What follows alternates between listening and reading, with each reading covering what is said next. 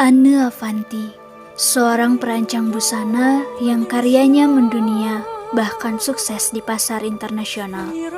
Beliau mampu menjadikan kebaya dan batik tradisional Indonesia menjadi modern dan tidak kalah menarik dibanding dress ataupun gaun pesta. Anne Avanti yang bernama asli Siane Avanti lahir di Semarang 20 Mei 1954. Beliau merupakan anak ke-22 dari 24 bersaudara. Sedari duduk di sekolah dasar, Anne sudah tertarik pada segala hal yang berbau mode dan fashion. Ia sangat lihai membuat segala kreasi hiasan rambut dan menjualnya di sekolah. Sayangnya, pendidikannya hanya sebatas tamatan SMP.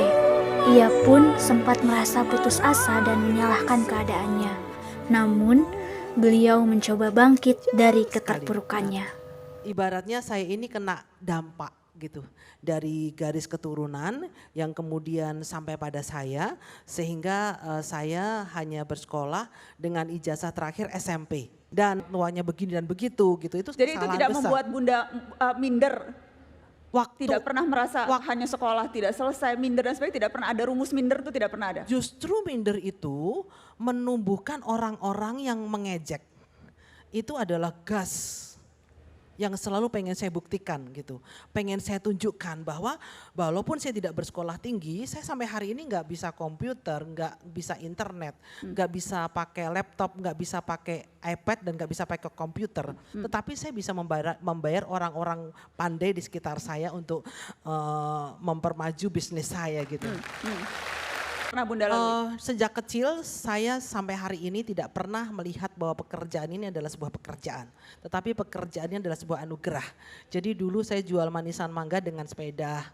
Kemudian saya juga kerja di pasar malam untuk jaga stand kosmetik gitu ya. Memang dibully gitu ya. Oleh karena itu orang yang sering dibully itu adalah akar sukses. Karena saya merasa bahwa tidak memiliki pendidikan yang tinggi, jadi saya memasang spanduk di depan rumah adalah dicari karyawan tanpa ijazah.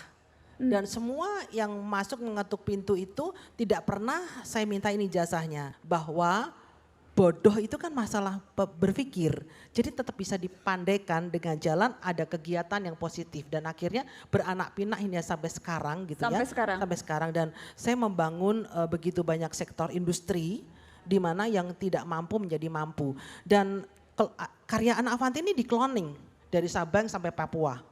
Dari kelas kambing sampai kelas kakap, semua nyontek.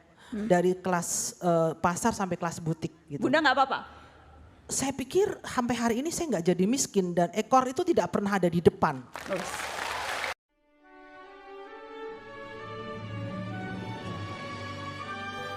Pada tahun 1989, ia pun mencoba untuk membuka usaha dalam bidang mode. Ia memulai karirnya sebagai perancang busana dari sebuah rumah kontrakan dan hanya memiliki modal berupa 2 buah mesin jahit.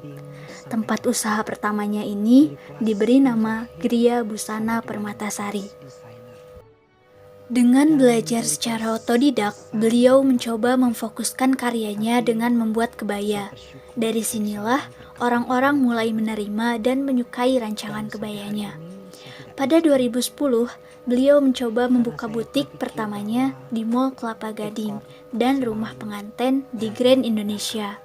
Karya-karyanya tak hanya disukai oleh masyarakat lokal, namun juga merambah pasar internasional.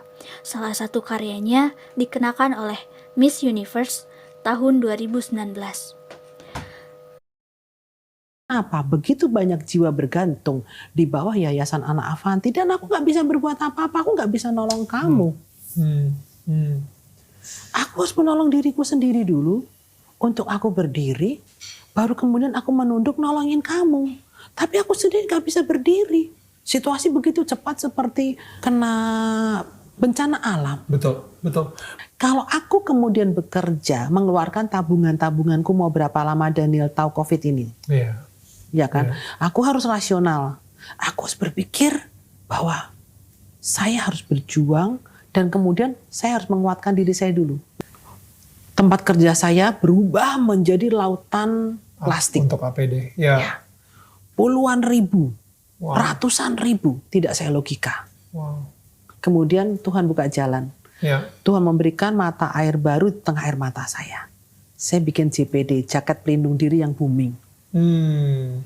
Dan disitulah saya mulai merasakan bahwa saya harus menyelamatkan diri saya sendiri, merasa yakin bahwa saya bisa lakukan sesuatu. Ya. Ketika saya sudah melakukan sesuatu, saya tidak melogika lagi apa yang akan saya lakukan. Kemarin itu sudah berlalu, Daniel. Sudah berlalu. Anak Avanti kemarin itu sudah berlalu. Habis anak Avanti kemarin. Saya buka lembaran baru. Hari ini, saat ini.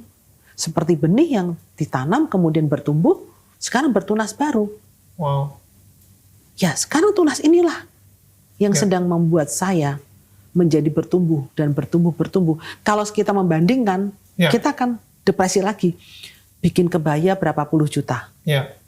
Ya, sambal Wong Deso. bisa 99.000 yang kecil. Batine kuwi piro? Harganya juga Wong Deso ya ternyata. Wong Ya. deso, dapur deso, ya kan? Lalu bikin masker, bikin APD, bikin ini, bikin itu. Kita menerima juga pesanan bikin dompet, bikin tas, semua saya terima. Ya. Tapi justru di saat pandemi COVID-19 ini, menurut saya ini puncak karir anak Avanti.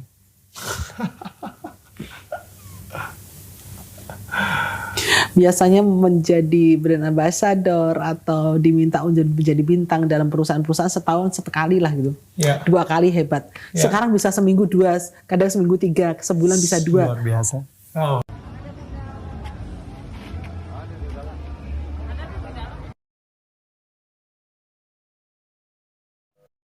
Selain di bidang fashion, karena dampak pandemi yang mengakibatkan usaha kebayanya sepi pembeli, akhirnya beliau juga memutuskan untuk mulai merambah dunia kuliner.